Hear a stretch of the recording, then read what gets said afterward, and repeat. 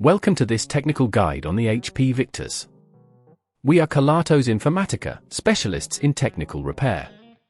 We collect your device from your doorstep, carry out a free diagnosis, and send you a quote before any repair. No phone calls, no trips to the shop. We are based at Calle Joaquín María López 26, Madrid. Convenient, transparent and professional. Link in the description.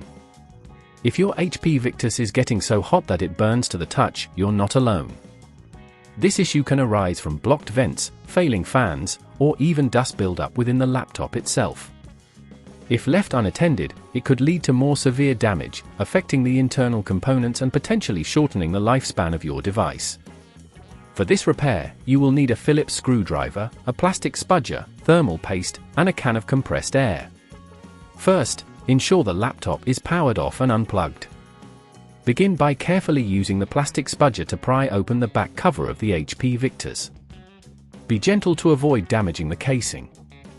Once the back cover is off, locate the cooling fan, which is usually situated near the processor.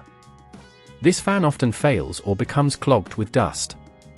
Gently disconnect the fan cable from the motherboard by carefully pulling it out of its connector. Next, remove the screws securing the fan in place, usually around 4 screws. Use the Phillips screwdriver to take them out, applying steady pressure and ensuring you don't strip the screws. Once the screws are removed, carefully lift the fan out of its housing. Before replacing it, take the can of compressed air and blow out any dust from the fan area and vents. This will help improve airflow and cooling efficiency. Now, take your new fan and place it into the same position, ensuring it fits snugly into the housing. Reattach the screws, tightening them moderately to avoid any damage. Reconnect the fan cable to the motherboard, ensuring it's securely in place.